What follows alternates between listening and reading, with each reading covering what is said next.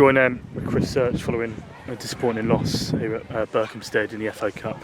Search, just how do you reflect on that one? I don't know if we've got any words for it, mate. It's a disgrace. Disappointment, it's an understatement. It's unacceptable. It's just a shambles. It's dog shit. Boys let themselves down, let me down, let the club down. And they've been told, but words mean very little, mate, I'm afraid. It seems like I'm banging my head against a brick wall at the moment, in all honesty. There's not enough heart there, not enough desire. Things that, as I've said before about the Concord DNA, things that I've expected of certain players at this club, and unfortunately it seems that I'm missing, all of a sudden I'm missing a great deal. So, we'll take our responsibility, as I've said before, as and when it's right to do so. But irrelevant of how we set up today or whatever else, you just got to have more heart, more desire, more passion than what we showed today. More of the non-negotiables, the working hard, competing, fighting. I'm happy to come to any place and lose if you do it the right way. And today we've done everything the wrong way, so it's unacceptable. We'll talk about the goals and then we'll move on maybe to some wider things. The first, obviously, maybe disappointment not clearing the first set piece, and then I'm not really sure about the finish and stuff like that, but talk us through that one from your view. Obviously, I watch it back. For me, it's before that. We had good possession. We had a ball set, turnover, set to Blackie. Not under pressure at all. Could have spun it in the channel. And typical of us, we sort of duff hook it into a central area. They turn the ball over, and then from there they get a corner. That's how I recall it. Obviously, it might be subject to a bit of change, but. If we hit the ball 50, 60 yards down into the channels like they was doing to us, make them defend, we're not 20 seconds later picking the ball out the back of our net. It's just simple basics, and unfortunately we seem to have lost our way massively, and that's something that I will take responsibility for. There's something that's gone at the moment within the group that we need to try and get back ASAP, because I'm not going to come to places like this and accept performances like that. It's weak. It's a fourth loss on the trot, fifth loss on the trot, I don't know. But not all due respect to Berkhamsted. They performed really well today. They had a really good game plan. They was hungry from the off.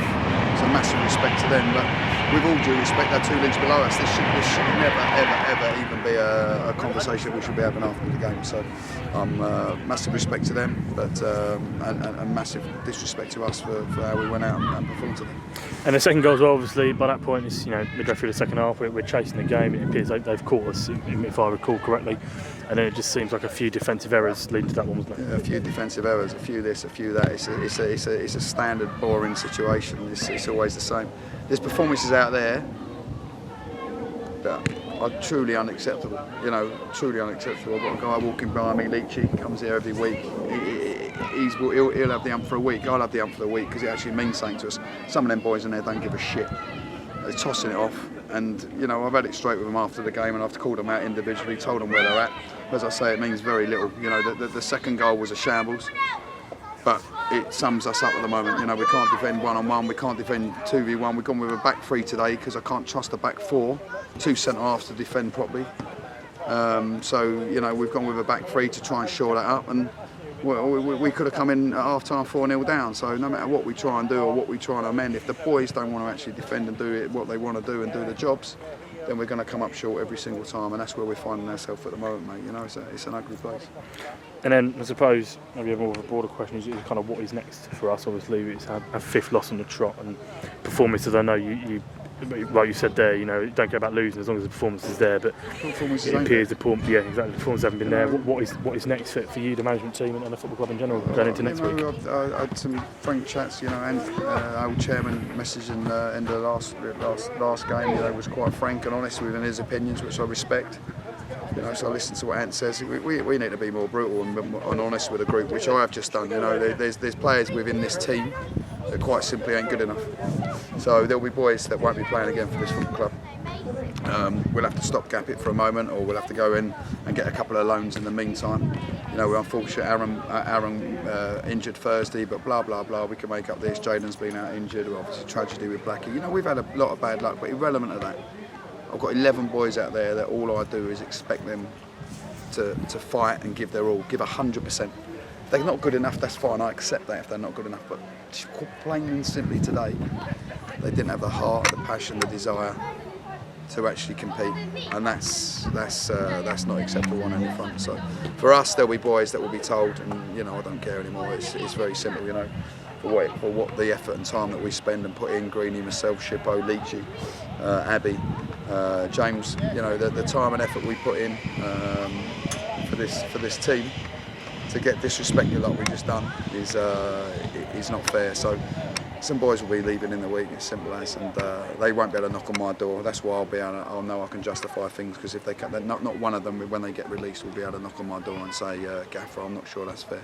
As simple as. So for me, that paints the picture. Yeah. Obviously, maybe if we look back on the week in a more of a broader scale, a couple of highlights: the Youth Cup. Yeah, boys, brilliant. Yeah. So you've come from the 18s. So how pleased were you for the 18s this week? Darren's got a really good side there, mate. You know, 8-0 against St Albans. Again, was it St Albans or was it against Bishop Stortford? Sorry, 8-0 against them boys. I think Harrison Day got a 6, I think, on the night. So he's playing his trade at Catholic. So you know, the youth within the club is strong. Unfortunately, the gap between the youth and the first team is quite vast. So it's not something that we'll be able to plug straight away. So it's not a case of being able to throw the young uns in just necessarily just yet. So Harrison's out doing getting his minutes with men in Catholic. You got Leachy last year. He's out at the same team. So the boys are doing great. And you know,